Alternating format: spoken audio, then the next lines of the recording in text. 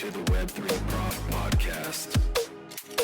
Good morning and good afternoon, everyone. I'm here with Sarah Morton, who's the Chief Strategy Officer at MeetAmi Innovations. Thanks for being with me here today, Sarah. Thank you for having me. So we're going to have an interesting discussion today that's based on the foundation of Vancouver becoming a Bitcoin-friendly city. But before we get into that, Sarah, can you just tell us a bit about yourself? Tell us about MeetAmi and how did you get into Bitcoin? Sure thing. I have a deep background in technology, primarily spent most of my career in the infrastructure space. And back in 2017, I was actually introduced to Bitcoin. I was an advisor for a company that was working on charitable donations. And the founder introduced me to the concept of how you could gift with Bitcoin to charities and ensure that the money goes to where it's supposed to go and is recorded and doesn't get lost through intermediaries. So kind of started there. And then from the infrastructure point of view, was taking a look at what's coming next, in terms of data centers, AI, infrastructure. Started learning about blockchain. Of course, Bitcoin being the first blockchain and first cryptocurrency. Spent a lot of time learning about that. And really kind of did a deep dive into the space. And once, I think like a lot of people, once you understand blockchain and how it works and how cryptocurrencies work, it's hard to see the world without it and the possibilities ahead of us. So that was my entry point, 2017, just looking at what's coming next from an infrastructure point of view. That's great. I mean, I started getting into Bitcoin at the same time. I think there was a lot of people during that bull run in 2017 that it caught some of our attention. And I hear that as a common story. What does MeetAmi do?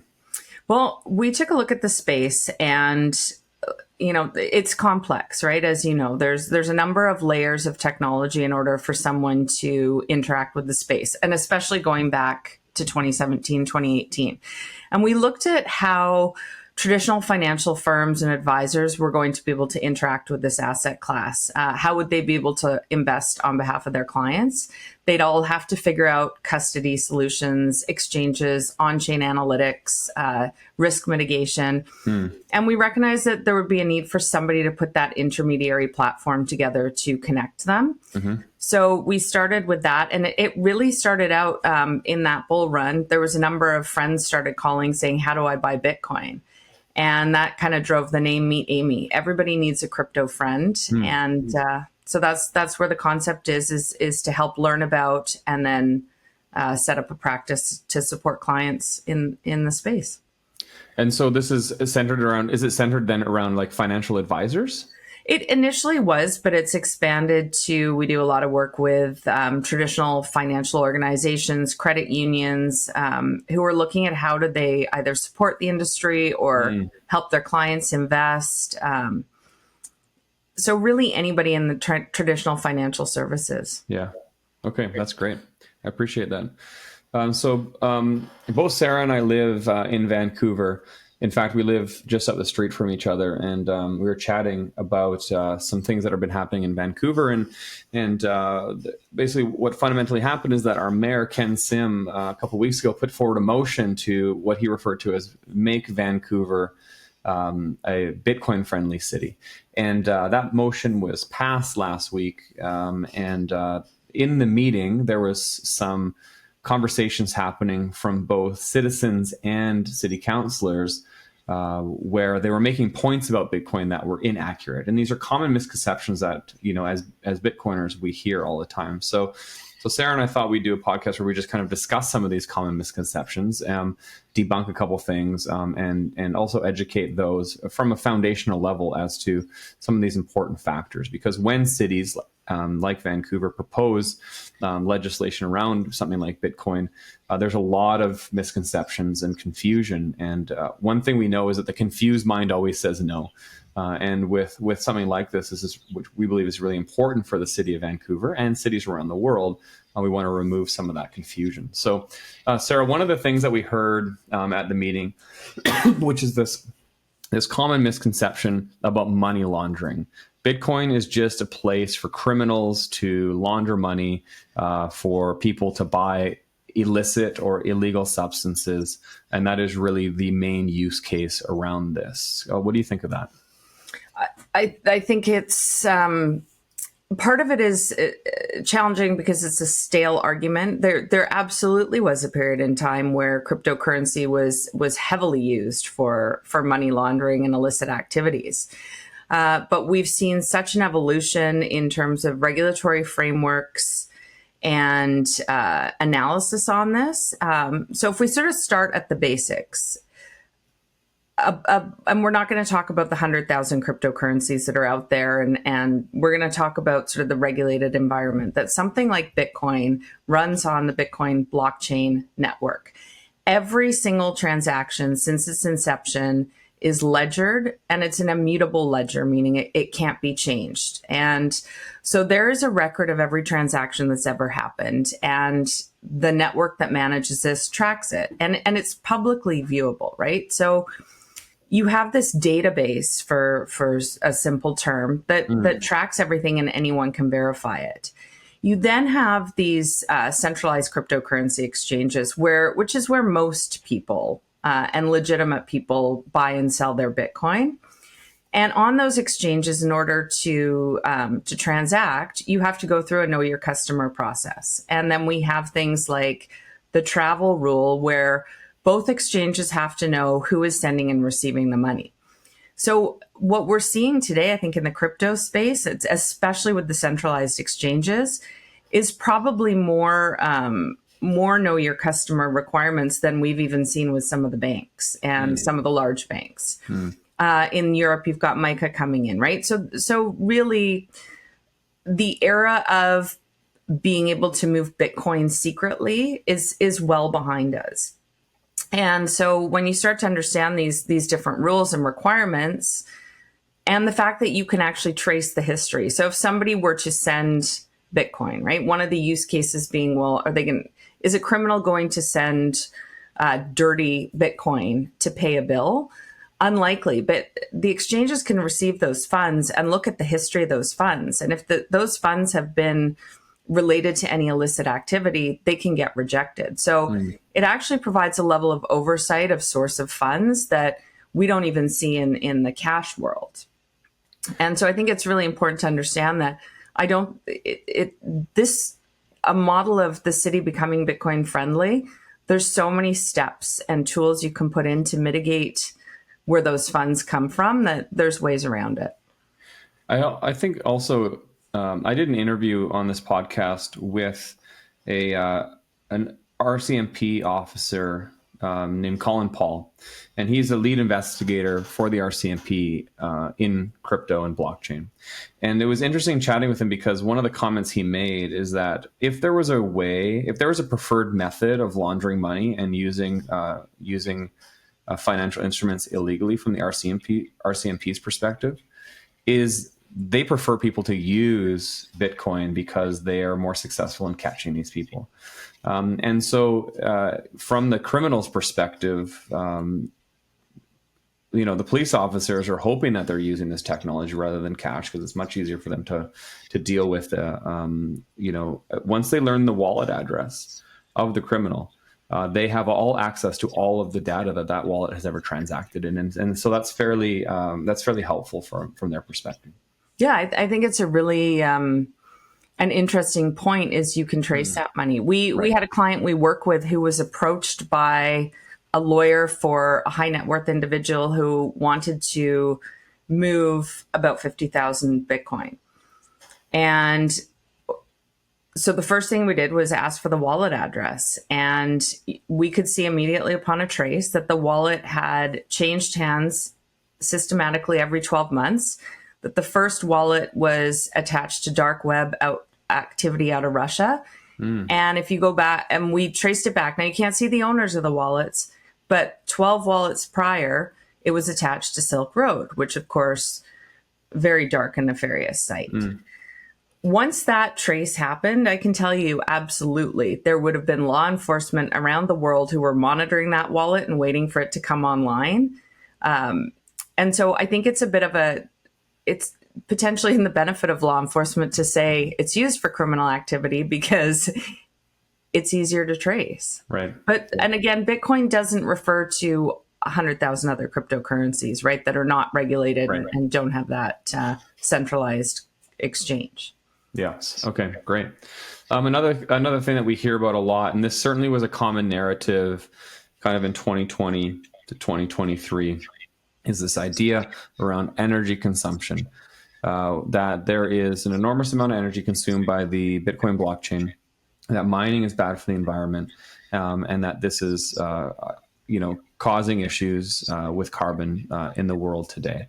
What are your thoughts on Bitcoin mining? Yeah, I think there's a lot of the information in the early reports, back from 2013, 2014. Most of the energy used was potentially out of China and was coal. Those myths have now been debunked numerous times. KPMG has debunked them. The majority of Bitcoin mining is often leveraging stranded power, hydropower. I've seen a shift. Stranded power? Stranded, so where you may have a mine or a mill that was created and there was a lot of power infrastructure put in place, and that business has since shut down. So the power capacity still exists, the transformers still exist, but there's no use of the power anymore. So it's leveraging infrastructure that's basically been built and has been stranded. That's why a lot of the Bitcoin miners were initially looking at BC, because there was a lot of mines and mills that were thriving in the 70s and 80s and have since shut down and moved. And then I think the shift too, you've probably seen it, is we're starting to see these use cases where power is being generated and paid for. Power plants are being generated and paid for by Bitcoin miners and providing power to regions that didn't have power. We can methane recovery. There's some great use cases. Flaring. There's some great use cases. So and I'm actually seeing it in some mainstream media articles now, where we're starting to see headlines that Bitcoin's green. Bitcoin's good for the planet.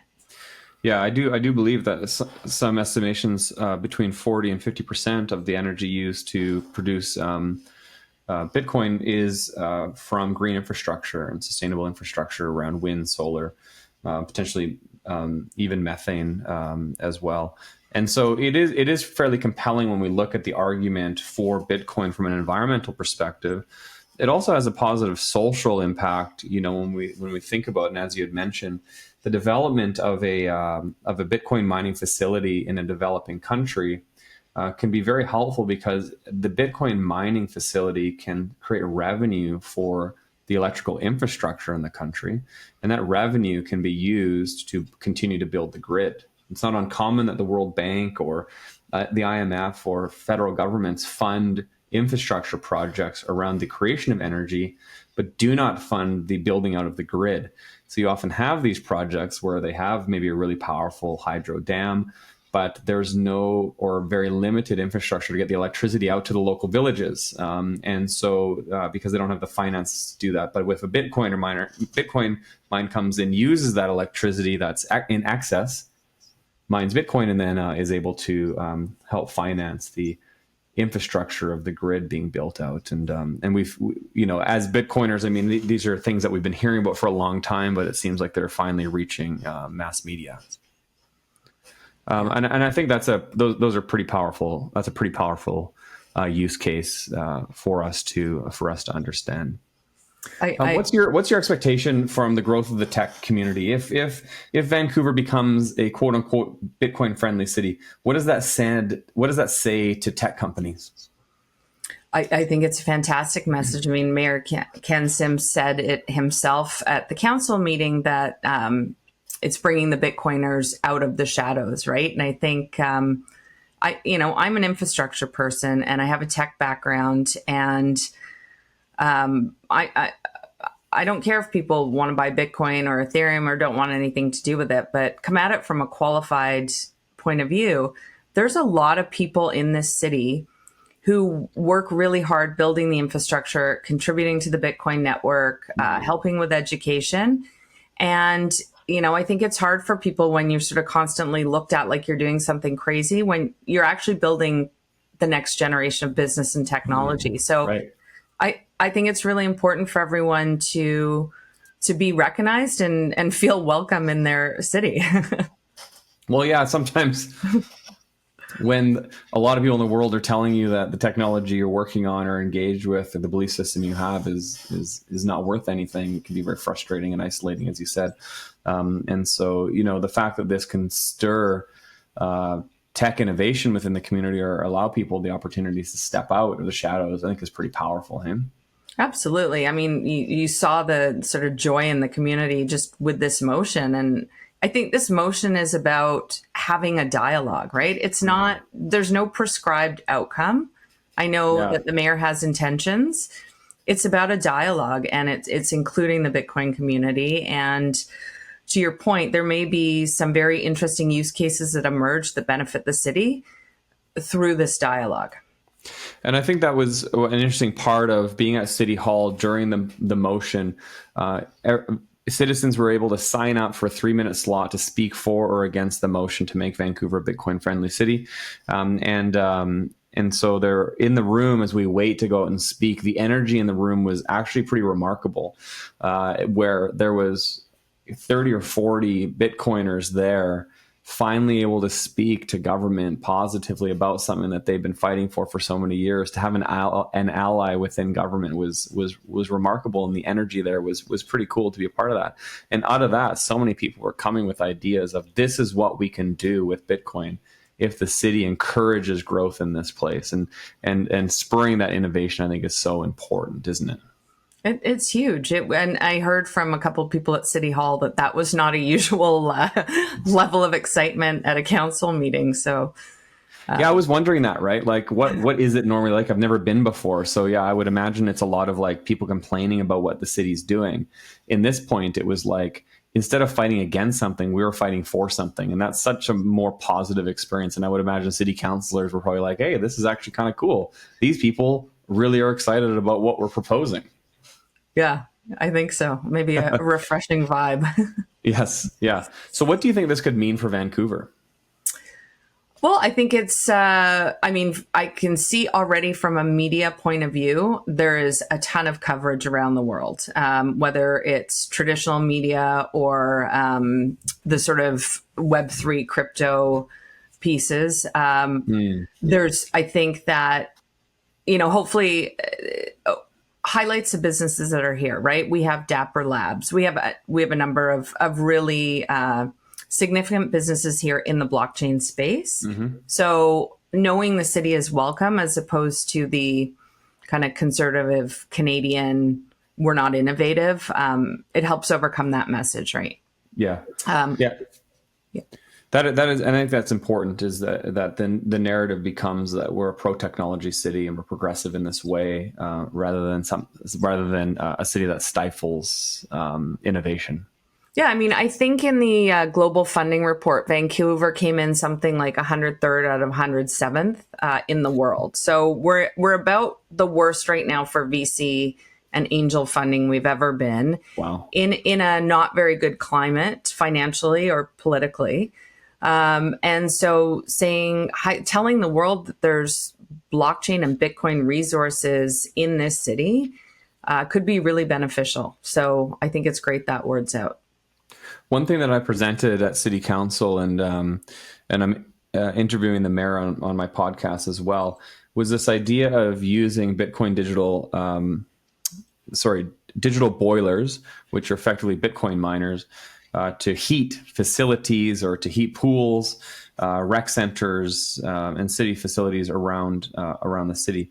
And in my view, this turns a cost center into a revenue center. And right now, like many places and nearly all governments around the world, due to inflation, we're struggling to afford to do stuff. It's hard for us to pave roads and build rec centers and do city-like things. And so as I presented this idea, my thought behind it is like, let's actually make some money, or at least create a situation where there's a neutral cost, where the Bitcoin miners cover the cost of heat output to heat a pool or whatever it is. What are your thoughts on these types of more innovative approaches to Bitcoin rather than the kind of the standard, let's hold Bitcoin on our balance sheet and let's also accept Bitcoin as payments for property tax? Do you see this as important, or do you see other ideas around this? Yeah, I mean, I think this is the type of thing that we should be exploring as a city, right? To your point, I know you mentioned Kit's pool. I mean, it's a beautiful outdoor pool that the city couldn't afford to repair for a while from some water damage. I personally love the pool, but it's freezing cold. It's ocean water. And so the concept, there's an economic argument though, and it's a math problem that there's a lot of smart people solving, that if you're going to pay for the boilers and pay for the electricity to heat the boilers, that's a cost that exists. If you can take that cost and still use the same or less electricity and create the heat using Bitcoin mining and have the outcome of the Bitcoin product and, as you say, cost neutral, or maybe even depending on the price of Bitcoin, make money, that's an economic argument that needs to be made. And with companies like Mint Green, who can take electricity and create heat with the same electricity that was going to be used, if that economic argument exists, those are really neat micro use cases that can start to create improvement. Yeah. So I'm very supportive, and I think there's a lot more when we look at heating homes. Vancouver doesn't want natural gas. Is it 2030 or 2035? Yeah, we're disallowing the use of natural gas in new buildings in the city from, I don't remember what year it is. And so, electricity is going to be all our 100% of our source of heat. I mean, we have not a lot of sunshine in this city, as we're well known around the world to be very rainy. So solar is not an option. It's not windy here, so that's not an option. And so we have to lean into the electricity, which is right now, from what I understand, 75% of our electricity is created here in British Columbia and is from hydro. So we've actually, as of this fall, I don't know if you saw BC Hydro put out a notice, but we've been importing power for the last 12 months, which is, I think, for the first time. I saw like 25% of our power is coming from the United States now. Yeah, and we're paying a lot for it. So the narrative has flipped, and I don't know if it's always going to stay flipped, but you've got pressure on the city to remove natural gas, and you've got federal pressure to move vehicles to electrified. So if, in the traditional sense that you took electricity and sent it and it had a single purpose, if we can look at models where we take that electricity, run it through some compute power that generates heat, and take that heat output, that's one model. And then if we can be generating revenue through that. But again, there's economics that the city's going to need to engage some experts to model that, right? And figure out when Bitcoin's high, what that looks like, and make sure when Bitcoin's low, when the price drops, as it does, it goes up and it goes down. Just make sure it's economically viable in both scenarios. So if someone were to ask you, like, what do you think is going to happen for the city of Vancouver in the next couple of years? What do you think the city council is going to approve and be able to do? Yeah, I mean, I don't know how the strategic reserve conversation is going to go. There's a lot of economics and politics involved in that piece. So I'll leave that to Mayor Sim. But I think that there's going to be pieces to approve. I mean, is council going to turn around and say, no, we're not Bitcoin friendly, we're not future friendly, we're not supportive of industry? I would certainly hope not. Right. So I'm hopeful that there's going to be use cases that and some education to the stakeholders and the citizens to start to warm up to this and start to see some positive outcomes through some use cases. Yeah, that's great. I like that. Is there anything else that you were thinking about, or anything else you wanted to throw in before we wrap things up? I would say the big thing is for people who are not in the space to really do their homework and take a look around the world and really pay attention to what's going on in the US. You've got an incoming president who's very crypto friendly and wants to make the US the center of the crypto universe. Yep. And you've got global regulations and things that are having a net positive impact. And so I hope that people can approach this from a place of learning and be open to where we are in, going into 2025. I saw today that a representative in Ohio has put forward a bill to hold Bitcoin on reserve. Pennsylvania is doing the same thing. Texas is doing the same thing. The United States federal government is doing the same thing. El Salvador, Argentina, some couple countries in Africa, some island states have done this. This is not a new idea. And we see movement in this all over the place around the world, places like Lugano in Switzerland, which is called Bitcoin Valley. And so we see movements towards this all over the place, and more of this happening. And so we call ourselves a tech-friendly city or a tech hub. And I think, this is the type of thing that we need to step into, as you said, in order for us to continue to be competitive on an international scale. I think there's also interesting tourism opportunities in this as well. Is like when Bitcoin becomes a favorable thing in a place, Bitcoiners go there. And if you look at the price of Bitcoin sitting at today an all-time high of $108,000, a lot of these people started buying Bitcoin when it was hundreds of dollars and have enormous amounts of wealth and are looking for places to spend their Bitcoin. They're looking to go to places which are Bitcoin friendly because it's part of their DNA and their culture. And if we can become one of those places, I think the tourism opportunities around this are pretty spectacular. And that is our number 2 industry in this province after forestry. So we need to be tourism friendly as well, which is an interesting use case. Yeah, agreed. Sarah, where can we learn more about MeetAmi? You can go to meetami.ca, and we're on all social channels. So we're on Twitter and LinkedIn, and happy to educate anyone who wants to understand digital assets and blockchain and Bitcoin.